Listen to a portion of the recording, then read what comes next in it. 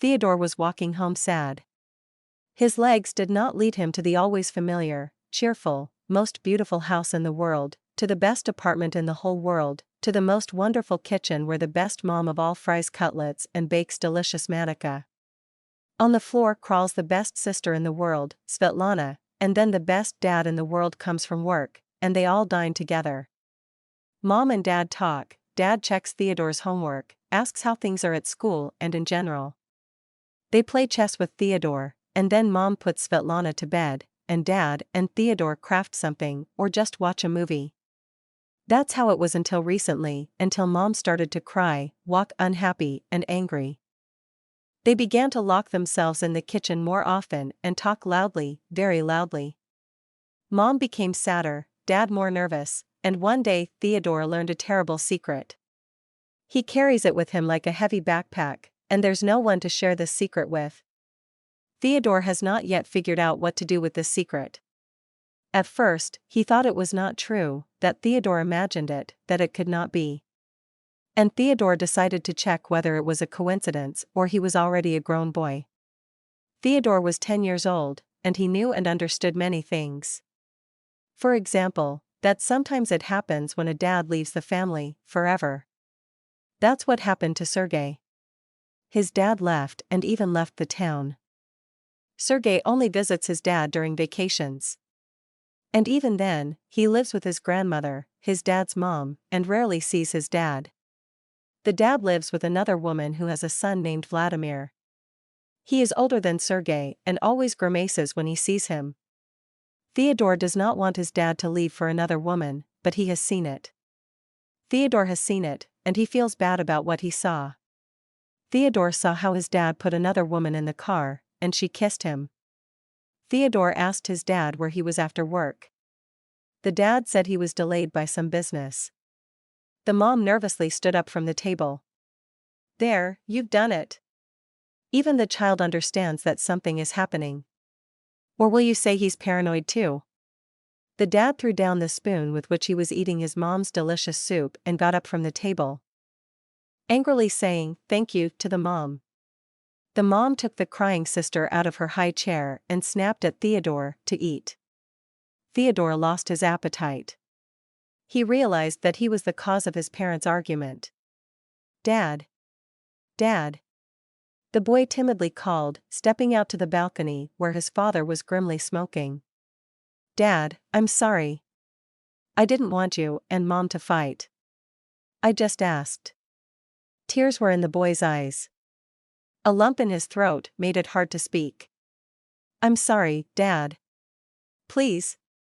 The dad had no chance to respond before the angry voice of the mom was heard. "Great." He even made the child apologize. "You've completely lost it, Rossi." "Completely?" Rossi is their last name. Dad says they're like iron. Nothing can happen to them. And yet, it did. Theodore specially asked to leave class to follow his dad during lunch. Dad's office is located not far from Theodore's school. He saw them soon. A beautiful, dressed-up lady and dad. They were walking and laughing cheerfully. No. They weren't kissing, not hugging. Just walking. But Theodore felt pain. He felt that something connected them. Something as strong as a rope. And then Theodore suddenly realized that his dad would leave too. Just like Sergei. This was the secret Theodore kept in his heart. His heart was torn apart by love for both mom and dad. And there was no one to share it with. Theodore wanted to ask his dad. He wanted to ask him a question on the way to school. He almost dared. He had already opened his mouth when they had driven a little away from the house. Now, Theodore thought. Now I will ask him. But suddenly Dad's phone rang. He quickly picked up the receiver and instead of his usual hello, he blurted out loudly on purpose. "I'm busy, call back later." Abruptly and somewhat nervously, said Dad. And suddenly Theodore understood that it was her who called. That beautiful lady. Theodore became sad and started looking out the window. Dad was twitching and nervous. He was dismissing calls. Once he drove through a red light. He stopped far from the school and asked Theodore for forgiveness, saying that he was in a hurry. His boss was calling him. Theodore knew it wasn't the boss. He calmly got out of the car and walked to school, barely holding back tears. He saw them again. They were laughing, and she was holding his hand. Just slightly, brushing off invisible dust particles from Dad and straightening his hair. Apparently, Dad liked it. He will leave soon. Leave for this beautiful woman, Theodore thought sadly. Rossi. Theodore. Theodore turned around. Behind him stood teacher Mrs. Valentina. Theodore, I won't hide it, I've been watching you. You've been leaving classes again and again. Either your stomach hurts, or your head. What's the matter, Theodore? Theodore could no longer keep this secret inside, and he burst into tears. Burying his face in Mrs. Valentina's stomach, his first and favorite teacher. The boy cried, sobbing. He talked about Sergei, how he only sees his dad during holidays, and even then, rarely. That his dad will now leave, and he and Svetlana won't be able to see him. He saw his dad with another beautiful lady. He looked at her. Yes, she is beautiful, she smells nice. He will leave, Theodore cried. Mrs. Valentina is more like a cool grandma, not a mom. She was about to retire, but they convinced her to take kids one more time. And strangely, her students were the children of her children, her graduates. The circle closed, Mrs. Valentina thought sadly. Yes, I teach these kids. And that's it, then I retire. Especially since her spouse and children argue. Mom, say her own children, we didn't see you when we were growing up. You were always busy. At school, we had to address you formally. At home, you were always busy writing some plans, checking notebooks, the life of your beloved students. But not us. You raised 100 wonderful people. But what about us? At least spend time with your grandchildren. Therefore, Mrs. Valentina knew for sure that this was her last class. She noticed something was going on with the boy. The teacher knows his dad well. He was her student. Konstantin Rossi. Until recently, everything was fine. But something happened, and the boy was unrecognizable. The teacher listened attentively to the boy. She didn't try to comfort him, allowed him to cry out his childish grievance. They sat on a bench. From the side, they looked like a kind grandmother with her beloved grandson. They talked about something. For a long time. The teacher talked. And Theodore listened attentively, slightly tilting his head. Just like his father, once in childhood, thought Mrs. Valentina. After talking, the teacher washed Theodore's face with a bottle of water. She wiped it with her handkerchief, walked him to the tram. After school, the boy went home alone. 3 stops. The tram stops under the windows. Mom knows what time Theodore will come home. She looks out the window and waves cheerfully to her son. That was until recently. Now she just looks indifferently out the window, turns away, and goes about her business. Theodore peered in vain into the empty window. It will never be the same, the boy understands. And he feels melancholic and sad. He doesn't want to cry anymore. He's cried out. She was waiting for him at the office. Konstantin Rossi. Konstantin turned his head. He said something to his young and beautiful companion. She pouted her lips in offense. Fabulous, thought the teacher. Very fabulous indeed. It's clear that Konstantin lost his head. It's understandable. 2 kids, a worn-out wife versus this fluttering butterfly. Oh, dear. After all, his wife was not at all worse not so long ago. Even better than you. He chose her. Loved and, possibly, loves. Had children with her. Do you think it won't affect you? Do you think you'll flutter like a butterfly all your life? Oh, dear. I beg you. These thoughts raced through Mrs. Valentina's mind as she waited for her former student to come down to her. "Mrs. Valentina," said the man anxiously. "What happened? Is something wrong with Theodore?" "Hello, Constantine." "Hello, dear. I think you should let the young lady go. We are going to have a long conversation. And I suspect it won't be an easy one." They were sitting in a cafe near Kostya's work, from his son Theodore's school. The girl left, slamming the taxi door. They talked again. Like in childhood. She has become unbearable, jealous, nitpicking. Always unkempt, always dissatisfied. We never go out. She started to dumb down. There's nothing to talk about except for the kids. I'm a human being, not a machine. I work, I get tired. You come home, and there? I can't, I don't want to go home. Only the children wear me out. The son.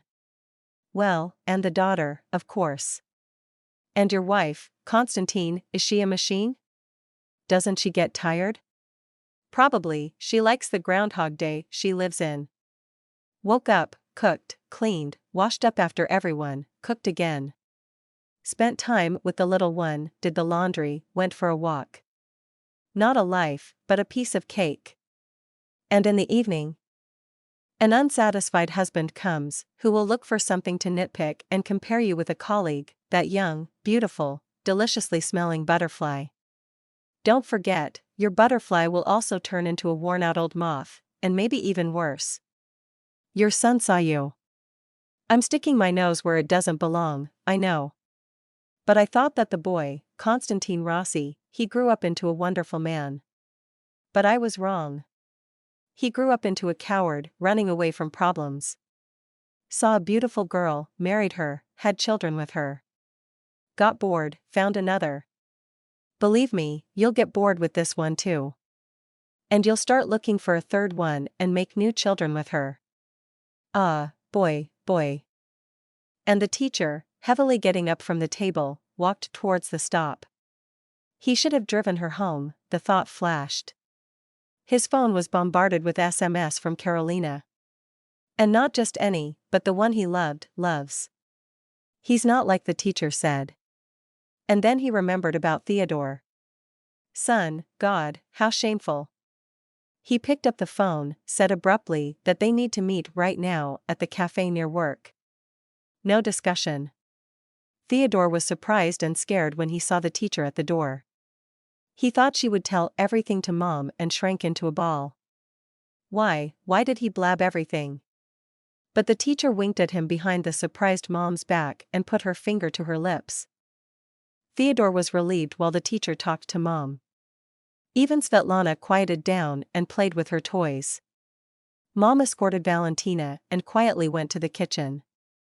Theodore was sad. Dad, for some reason, didn't come home for a long time. He's with her, the beautiful one, the boy understood. He wanted to cry, but then thought better of it. Mom is already feeling bad, thought the little one. He was just about to go to the kitchen to comfort her, to say that everything will be fine. He, Theodore, could work in the summer, distribute flyers. They'll manage. Because Sergei said that with Dad's departure, there would be less money. Theodore decisively moved towards the kitchen when he heard voices. Turns out, Dad came. They were now in the kitchen with Mom. Waiting for the parents to sort things out, the children fell asleep. Little Svetlana cuddled up to her brother. Both, curled up into balls, slept in the armchair. In the morning, Dad was gloomy and twitchy. Mom didn't look anyone in the eyes. Silently fed everyone, kissed Theodore on the cheek, and turned away from Dad waiting for a morning kiss. He'll leave, Theodore understood, he'll leave. Son, do you want? You won't go to school today, and I won't go to work. How come? Theodore was surprised, just like that, let's have fun. All day Theodore was happy, but in the evening, when they were driving home, having bought toys for Svetlana, a huge cake, and a bouquet of flowers for Mom, Theodore suddenly became sad. Hey, Iron Man, joked Dad, why the long face? Theodore wiped a runaway tear. You'll leave now, right? Svetlana and I will only see you on holidays? I'm now Svetlana's dad, and Mom's assistant, right? Dad pulled over to the side of the road. Hey, buddy, where did all this come from? What thoughts are these, son? And Theodore started crying again. Not like back then with the teacher, but still, like a little one. He cries and cries. He tries to be strong, to hold on, not to whine. But Theodore is coming home from school. Still doesn't want to go home. At home, it's quiet and melancholic. Even Svetlana stopped crying and laughing loudly. Mom walks around and doesn't speak. Dad frowns. Theodore doesn't want to look out the window, but still does out of habit. He no longer hopes to see a cheerful mom in the window, waving to him and rushing to open the door. Yet Theodore still looks out the window. He sees his smiling mom. She waves and makes faces at him, just like before. Theodore runs home, stumbling along the way. He falls, hurting his palm. Ouch, never mind. There's Mom, cheerful as before. The next day, Theodore will approach his teacher and say thank you. Thank you for what? Sergei will ask. Oh, just because, Theodore will answer, it's personal. Sergei will think to himself, she definitely helped him with that test. Definitely. Well, Theodore, that friend has another name. Although he did let Sergei copy anyway. So, Mrs. Valentina helped Sergei too. Maybe he should thank her too? Although no, better not. Better not. Better not.